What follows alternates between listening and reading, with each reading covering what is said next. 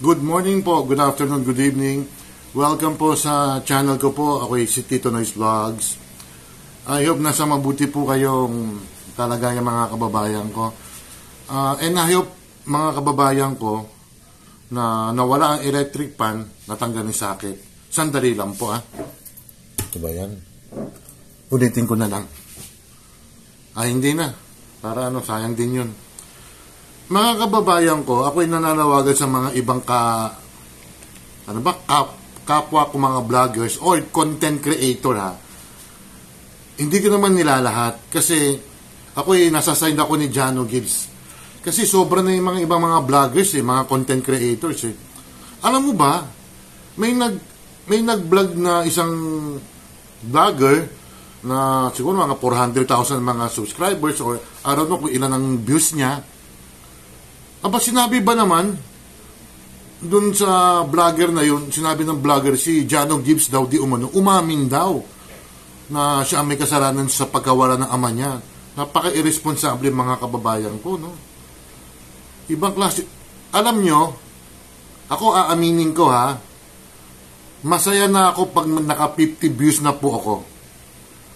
Mas lalo masaya po ako kung naka 200 or 500 views po ako. Okay lang sa akin po yun. Mabuti pa yung mga ibang kaibigan ko, hindi mga nagigimik lang. Yung may gimmick lang, for the views nga Di ba mga kababayan ko? Ibang mga vloggers, ang dami mga kababayan ko sumakay Yung iba mga vloggers, yung inaccuse si Jano Gibbs ng kesyo gano'n siya may kasalanan, etc. Ang dami din ng mga kababayan ko. Paano mo madidemanda ng cyber libel yan? Magkano ang filing fee? Di ba? Mag-apologize na lang kayo. Kayong mga ibang mga vloggers kayo, magkapera lang kayo. Sumikat kayo. Magpapahamak pa kayo ng tao. Di ba alam naman natin na depression ang sanhi ng kamatayan ni Mr. Ronaldo Valdez? Tapos, pagbibintangan nyo or magbablog kayo na umamin na di umano si Jano Gibbs na wala namang prueba o sino ang source nyo. Maging responsable tayo mga kababayan ko. Okay lang mag-vlog kasi yung iba hanap buhay naman talaga ginagawa nila Hindi for hindi for entertainment Pero entertainment, kumikita rin yan somehow. Kami, may mga kaibigan ako. Alam nyo, kumikita kami after a year, after 6 months, after 8 months. Kami, nakiklickbait ba kami? Hindi. Masaya kami na nakapag-vlog kami. May manood man o walang manood. Yung nag-akusa kay Jano Gibbs sa vlogger, mahiya ka sa sarili mo. Pinapakain sa pamilya mo is galing sa kasinungalingan. All lies. Wala kang prueba. Kawawa naman yung pamilya ni Jano Gibbs, pamilya ni Ronaldo Valdez. Wala mo silang prueba.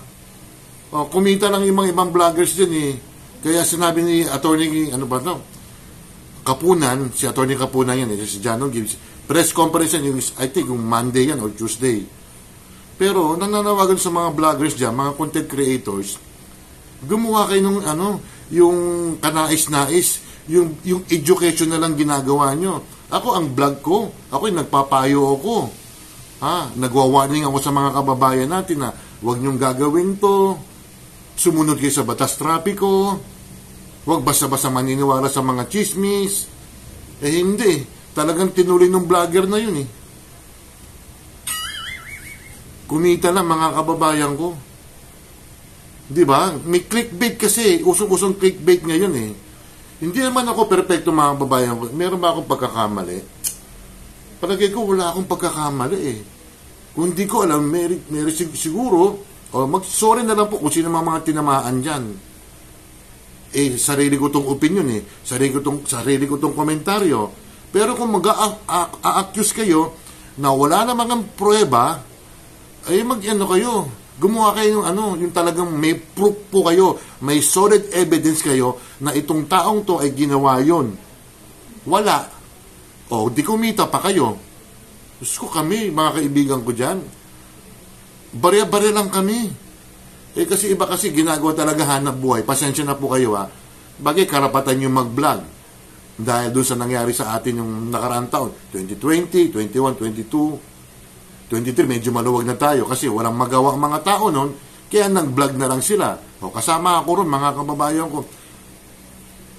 Pero yung gagawa ka ng wala kang katibayan, wala kang pruweba, yuyurakan mo yung buhay na may buhay, o katulad nila Jano Gibbs. Namatayan na nga ng ama, tapos mag-aakusa pa kayo, mag-aakis pa kayo na siya may kagagawan. Napaka niyan. Masyado kayong sakim sa kasikatan, ibang mga vloggers, hindi ko naman nilalata. Ginagaya yung mga ibang mga sikat dyan eh. Hindi naman kay si Ivana Alawi, hindi naman kay si Kong TV. Yun talaga mga sikat yan. Well, si Kong TV, di ko alam kung may mga ginagawang mali yan. Hindi na ako masyadong nanonood dyan. Si Ivana, wala naman masyadong ginagawa. At ibang mga vloggers dyan, ang ginagawa nila, mga opinion lang.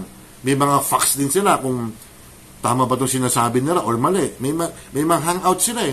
Pero yung akusa mo yung tao na siya may kasalanan sa pagkamatay ng tatay niya, irresponsable ka, Mr. Vlogger, kung sino ka man. For the beast lang nga eh. Pasensya na po kayo. Ako yung nasa side ni Jano. Nakawawa naman. Hindi nila siguro alam ibig sabihin ng depression. Yung unang vlog ko, ako yung nakaranas ng depression din. Kung ginawa ko ba yung winakasan ko buhay ko, sino pagbibintang? Mga anak ko. Kasi yung prueba nyo. Di ba? Ginawa natin ng mga pulis ng imbestiga. Pinarapin test naman, negative naman. Yung nasabi, negative. Kung magsasalita kayo mga ibang mga vloggers kayo, may konkreto kayo, 100% evidence na itong taong to ginawa niya. Wala eh. For the views, pera lang ang habol nyo. Pasensya na. Grabe. Makasira kayo ng tao pero kikita kayo. Basta pasensya na Mr. Jano Gibbs konti pinagtanggol lang kita naman fan mo ko yung bini-bini mo kanta gustong gusto ko yan pero minsan may mga pagkakamali, may mga hindi naman perfecto, Mr. Jano Gibbs, may mga pagkakamali ka rin, di ba? Hayaan mo na lang sila kasi kung hindi debanda nyo kasi ni Attorney Kapunan yan madami, nasa abroad, nandito sa Pilipinas, sumakay doon sa istorya ng vlogger na yun na may kagagawan daw si Jano Gibbs. Wala naman prueba. Grabe. Kumita lang, for the views. Yun naman talagang habol for the views, for subscribers. Ewan ko sa inyo. Shoutout muna tayo Huwag ganun, maging responsable kayo sa pagbablog. Di bale kung isa lang nanonood sa inyo, 2, 3, 50, 100, okay lang yun. Pero malinis ang konsensya nyo, hindi kayo nakakagimbala ng mga ibang pamilya dyan. Ang shoutout ko ang isa shoutout ko ay si Evelyn Official. Mabait yan Ate Ruby Vlog, Cherry Puppies Adventure, Oxy Stab, Shinjin Vlog Official, Michi Tigerfield TV, Shirley Mendrano, si Pamangkin, Jane Barona Vlog, Coach MB26, Doc Juday, Mamalin Official, Amlena Vlogs, Tessa Bala Official, Nanay Eva TV, Joban, Chairman de Motorista, Principal Kim, Mayang Vlogs, Eldon SK Vlog, Rebs SK Jamming Vlogs, A-Heart Purple, Junito Marinado, Myra T. Sanchez, Kapitek TV, Rhea May Perolino, Tony Marsan, Diesel Easy Mix, The Wigay, Angel Mix Vlogs, Chubbs de la Cruz, Bunso, Arlene Hugs, Casablanca Vlogs, Jessa Marie, 23, Baby Yashi, Baby Abby, si Banana, hello Banana, Leos Vlogs, Eunice and Burgess Tandem, Malus TV, Sarah Vlog, Food Trip Ranger TV, Guwapong Lalaksot, Jana Mix Vlogs, Benji Sanchez, si Opa, sino pa ba? Angeline Longinson ng New Zealand, Dems Cake, Sweetie Cake Channel, matuloy, Nuna, Wonder PH, Durance Vlogs, Ella Kimo, Cindy Mini Vlogs, Elise Neris Channel, Jaria ng Saudi Arabia, Dala Ricarte ng Israel, belated happy birthday, Evelyn Urase, Evelyn Official, okay na, no? Simply Grace, Ate Isabel, Tess Padulina, Marites Coho, Rogers TV, Tita Marie, Angie of San Francisco, Ferdy Albino, Kabater Naga, Roseworld Adventure, Family Flower Vlogs, Jovis Official Channel, Charles Lumawig, Abo SKTV, Tita Pearl, Boss Anin, Girly Mersa, and Casey, Banana again, and Sarah Vlog, and Learn. I would like to greet, I think he's from Middle East, Abu Farel. Sadiq. Again, mga babayan ko, ang payo ko sa inyo, yung mga vloggers dyan, for the views lang, para kumita. Pag magsasalita kayo, kailangan 1,000,000% ang ebidensya nyo. Hindi puro dak lang kayo. Makakuha na kayo ng mga views. Ito sa vlog ko na to, maski dalawa manood sa akin, okay na sa akin. Marami akong kaibigan na matitinurin. Yung mga kaibigan ko dyan, sila Ate Ruby, sila Nanay, sila Cherry, Oxy, sila Master, Michi, at iba pa. Ano lang talaga sila, for entertainment. Sometimes nagbablog din sila ng mga about sa issue. Seldom lang. Pero yung hindi sila naninira ng ibang tao. Iba, kumita lang, for the views nga, ika nga, uulitin ko, para sa inyo, yung mga nagsasalitang walang prueba, makakapal ang mukha nyo. Don't forget to like and subscribe. Hit the bell notification para ma-update kayo sa aking mga video.